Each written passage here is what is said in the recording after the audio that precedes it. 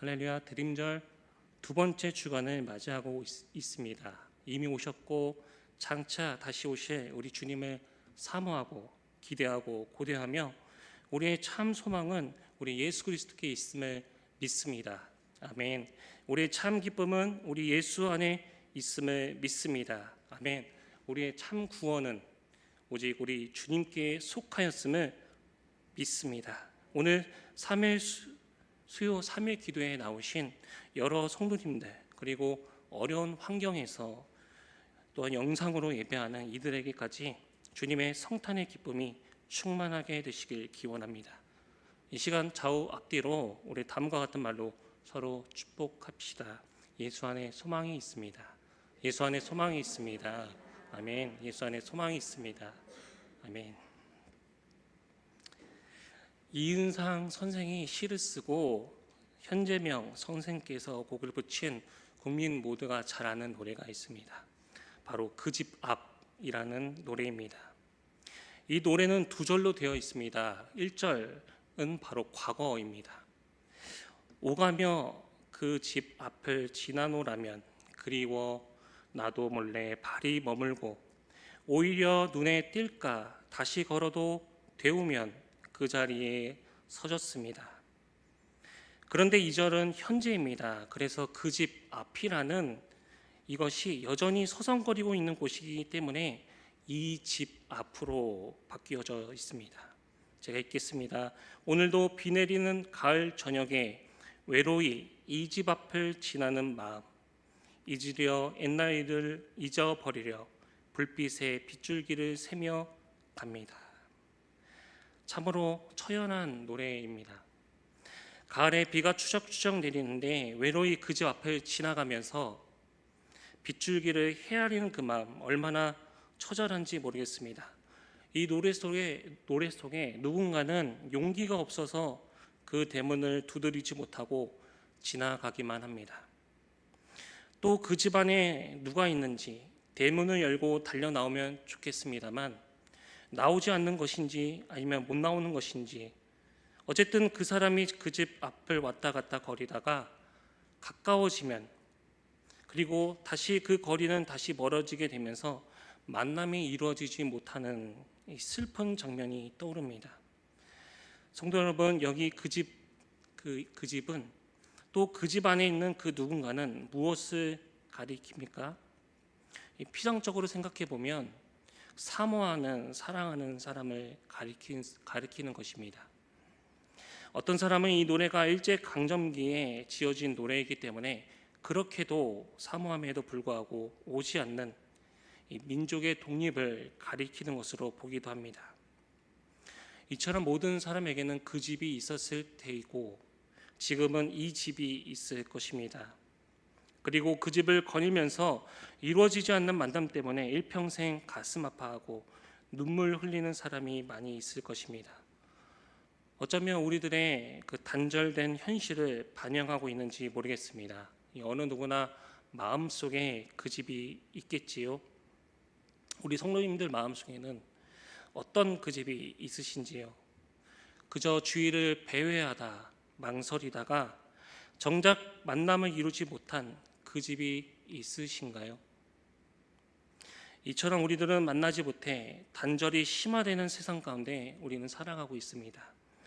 과거 어느 시대보다도 소통의 기술은 급속도로 발전해서 전화기가 나온 지 한 세기가 훌쩍 넘었습니다. 이제는 인터넷과 AI를 비롯한 소통의 기술은 눈부시게 발전하고 있는데 그에 반해서 이 체온이 통하는 만남은 점점 사라지고 있습니다.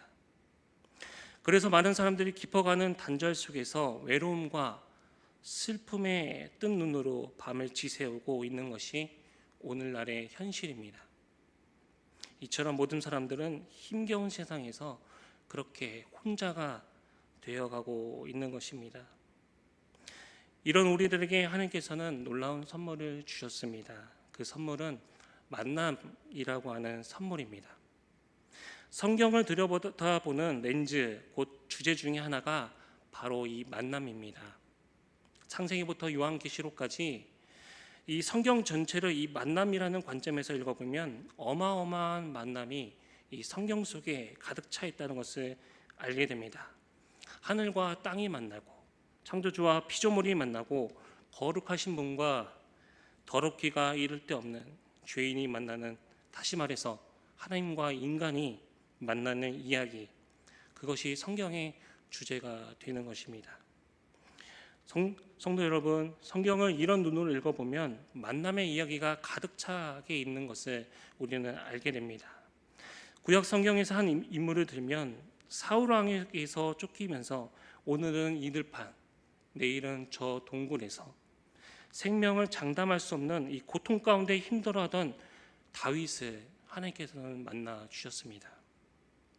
그리고 그를 생명싸개로 싸셔서 모든 원수들로부터 보호해 주시는 모습을 우리는 볼 수 있습니다. 성경에서는 멸망의 길이요 죄악된 길인지도 모르고 그리스도인들을 핍박하는 자로 살았던 사울, 이 사울이라고 하는 이 젊은이를 부활하신 예수님께서는 다메섹 도상에서 만나 주셨습니다. 그리고 그를 생명과 진리의 길로 옮기시고 바울이라는 새로운 이름, 새로운 삶을 살게 해주셨던 그 만남도 우리가 떠올릴 수 있겠습니다. 성도 여러분, 이처럼 만남이라고 하는 만남을 다른 말로 환원한다면 구원이라 말할 수 있습니다. 하나님께서 만나주신 사람, 달리 말해서 하나님을 진정 만난 사람들은 모두 다 구원을 받은 것이겠지요. 이처럼 신앙의 핵심은 하나님을 만나는 것인 줄로 믿습니다. 사랑하는 남대문교회 성도 여러분, 하나님 만나기를 그 무엇보다 사모하게 되시길 주님의 이름으로 축복합니다. 그래서 신앙교육 또한 이 만남이 이루어져야 한다고 해서 한때 이 만남의 기독교 교육이라는 표현이 널리 사용되었던 적도 있었습니다. 이처럼 하나님을 만나되 우리는 인격적으로 만나야 됩니다. 또 사모함 가운데 만나야 하고 신령과 진정으로 만나야 할 줄로 믿습니다. 왜냐하면 우리 인생들에게 다른 어떠한 만남보다 중요한 만남이 바로 하나님과의 만남이기 때문입니다. 인생의 생사화복, 또 살아가면서 겪게 되는 희노애락, 모든 상황과 처지를 뛰어넘어 바라볼 분을 바라보게 하고 붙들어야 할 분을 붙들게 하며 소망해야 할 분을 소망하게 함이 바로 하나님과의 만남에서부터 출발하고 시작되기 때문입니다. 오늘 저는 대림절 두 번째 주간을 맞이하여 성도님과 함께 이 만남의 이야기를 나누고자 합니다. 오늘 말씀의 핵심은 하나님께서 우리를 사랑하심으로 우리에게 보내주신 독생자 예수 그리스도에 대한 이야기입니다. 즉 이 땅 그리고 우리 가운데 오심으로써 주어진 이 구원의 만남, 그 이야기입니다. 성도님들도 많이 알고 계실 이 정현종 시인의 방문객이라는 시, 그 앞부분은 다음과 같습니다. 사람이 온다는 건 실은 어마어마한 일이다. 그는 그의 과거와 현재 그리고 그의 미래와 함께 오기 때문이다. 한 사람의 일생이 오기 때문이다. 이렇게 시작합니다. 오늘 한 사람이 나에게 온다는 것은 그냥 잠깐 왔다 가는 것이 아니고 그 사람이 태어나서 성장하고 오늘에 이르기까지 살아왔던 지난 수십 년의 과거가 그 속에 깃든다는 것입니다. 그리고 또 현재 그의 마음이 함께 오는 것이며 그리고 그가 나를 방문하고 간 후에 맺어질 어떠한 미래의 모습까지도 함께 가지고 오는 것이라 말하는 것입니다.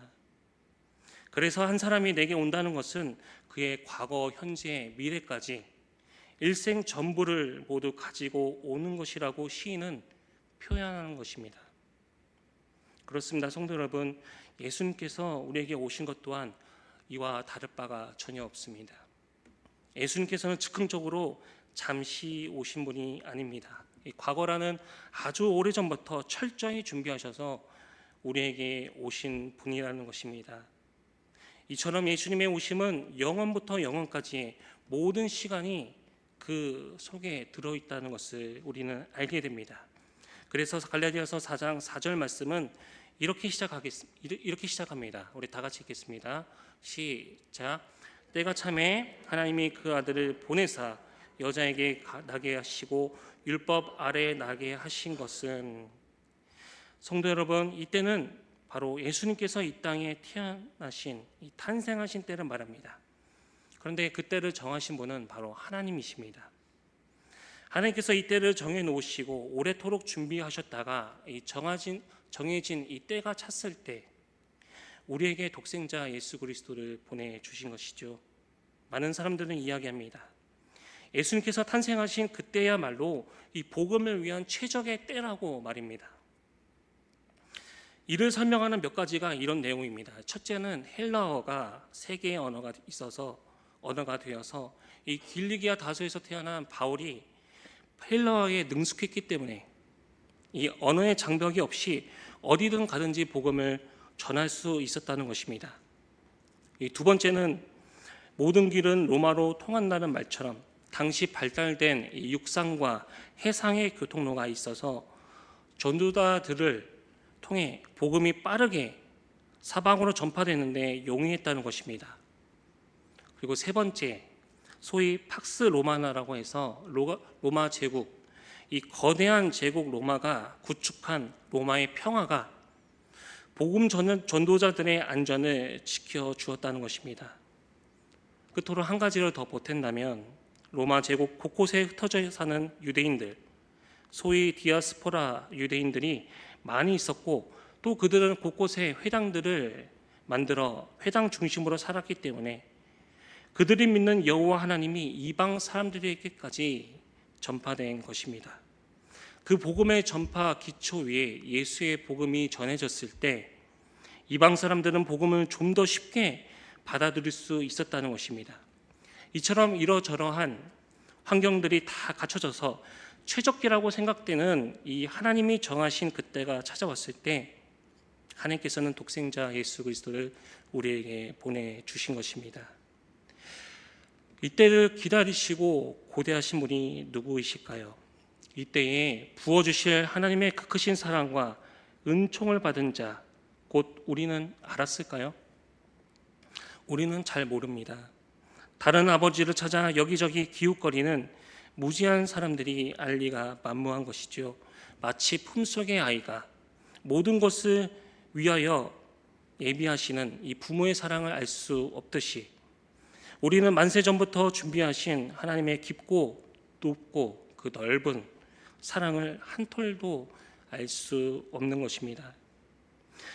그러나 우리 하나님 아버지께서는 줄 수 있는 최고의 선물, 곧 독생자 예수님을 준비하셨습니다. 그것도 만세전, 곧 영원 전부터 말입니다. 오늘 함께 읽은 말씀을 보면 예수님의 잉태와 탄생이 즉흥적으로 일어난 것이 아님을 우리는 알게 됩니다. 이 나사렛 동네에 정결한 처녀 마리아와 의로운 사람 요셉이 정혼을 했습니다.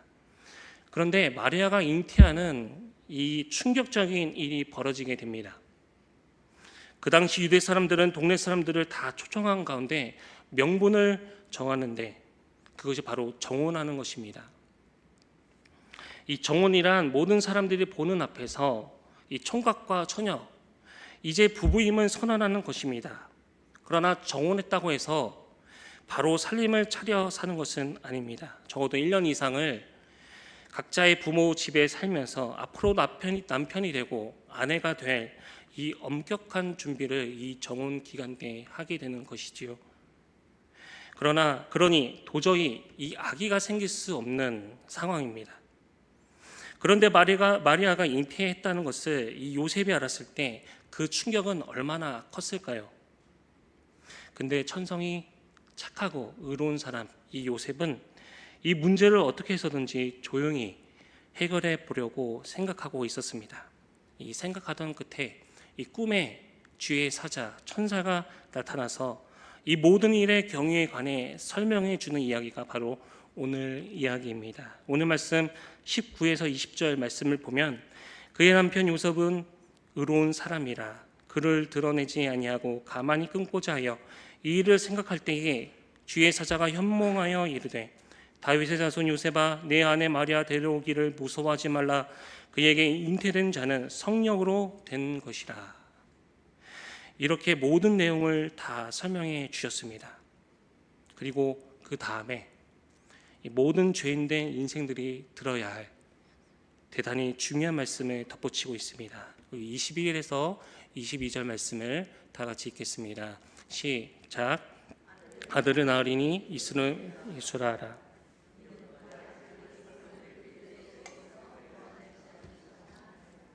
이 모든 일이 된 것은 주께서 선지자로 하신 말씀을 이루려 하심이니. 처녀가 잉태하여 아들을 낳을 것이라는 이 말씀이 이사야 7장 14절에 이미 예언되어 있지 않느냐. 선지자의 예언대로 내 아내가 될 마리아가 잉태한 것이라고 설명해 준 것입니다. 그때로부터 800년 전 이 한 선지자 이사야를 통해서 이미 하신 말씀을 이루려 하심이라 말씀합니다. 그래서 마리아가 잉태된 것은 오래오래 전부터 하나님께서 계획하신 우리를 구원하시려는 섬세하고도 완벽한 뜻에 따라서 이 일이 이루어진 것임을 주의 천사가 이야기해 준 것입니다. 그렇습니다. 성도 여러분, 이처럼 예수님께서 이 땅에 오시고 또 우리 가운데 오신 것은 가장 오래전부터 준비된 하나님의 계획임을 믿으시지요? 아멘. 이 땅에 주어진 하나님의 선물들 가운데 가장 오래된, 그것도 공을 들여 정성껏 준비된 선물이 바로 우리에게 주신 예수 그리스도이심을 믿습니다. 구약의 수많은 예언들이 바로 이를 증거하고 있습니다. 몇 가지만 소개하면 다음과 같습니다. 예수님께서 베들레헴에서 나실 것은 미가서 5장 2절이 예언하고 있습니다. 베들레헴 에브라다야, 너는 유다 족속 중에 작을지라도 이스라엘을 다스릴 자가 내게서 내게로 나올 것이라. 그의 근본은 상고의 영원에 있느니라. 심지어는 예수님께서 예루살렘에 입성하실 때 나귀 새끼를 타실 것까지도 스가랴 9장 9절에 예언하고 있습니다. 시온에 따라 크게 기뻐할지어다.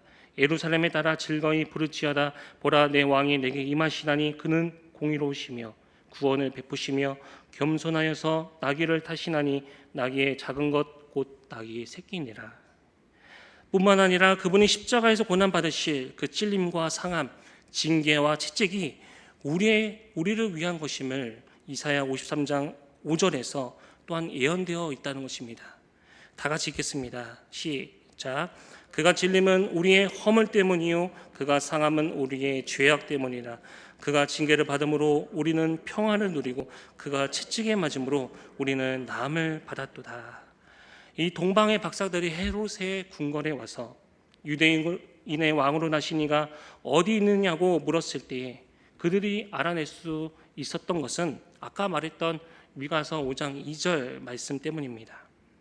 예수님께서 나귀 새끼를 타고 예루살렘을 입성하실 때 이 종려나무 가지를 흔들던 사람들의 마음속에 스가랴 9장 9절이 떠오르게 된 이유도 바로 이미 예언된 이 말씀 때문입니다.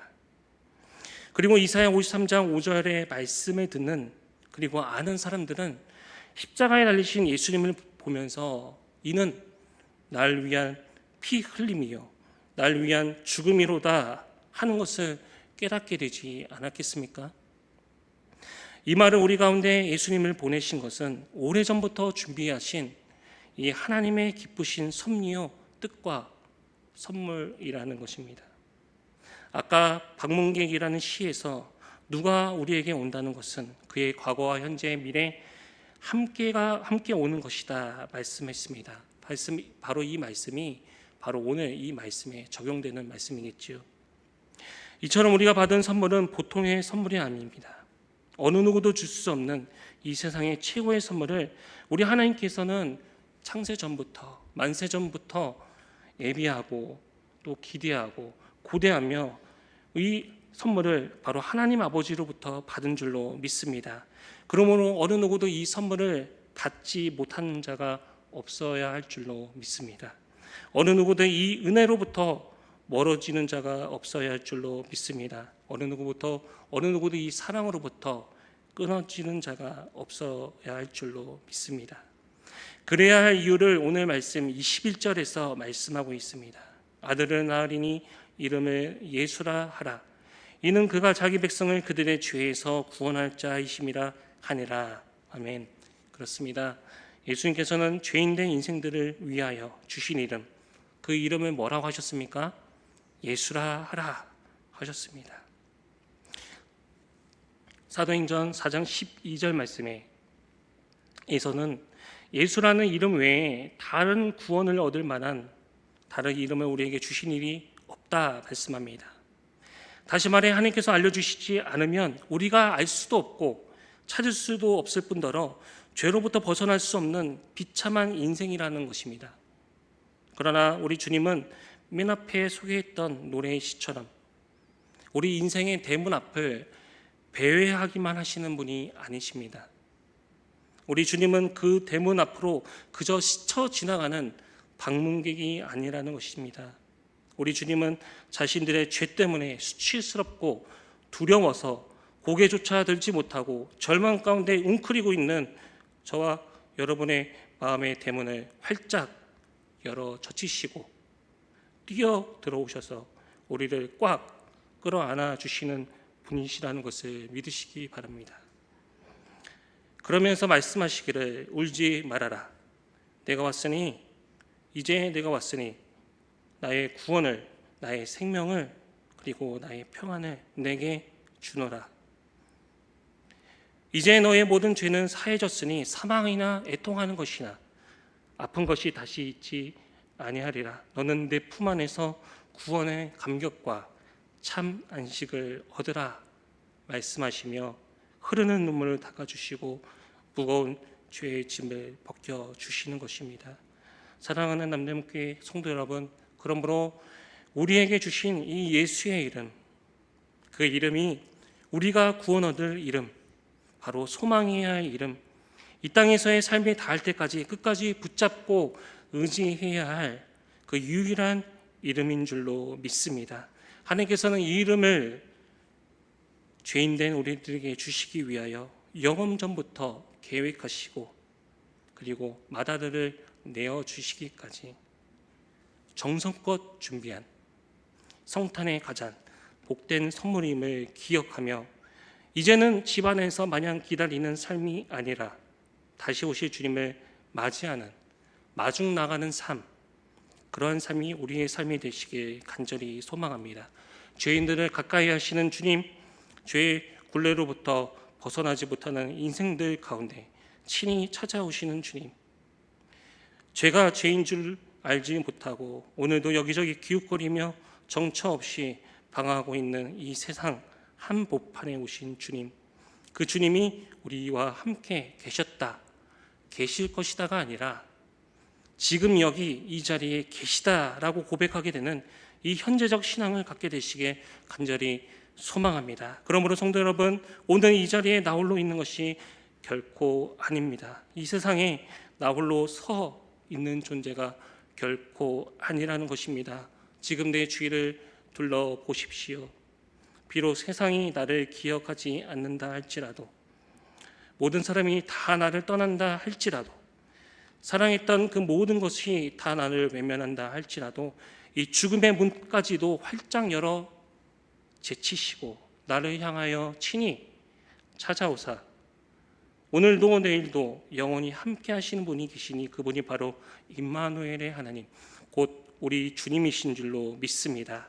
그 이름을 예수라 하신 우리 주님께서 우리가 당한 삶의 모든 고난과 어려움에서 반드시 건져내어 구원하실 줄 믿습니다.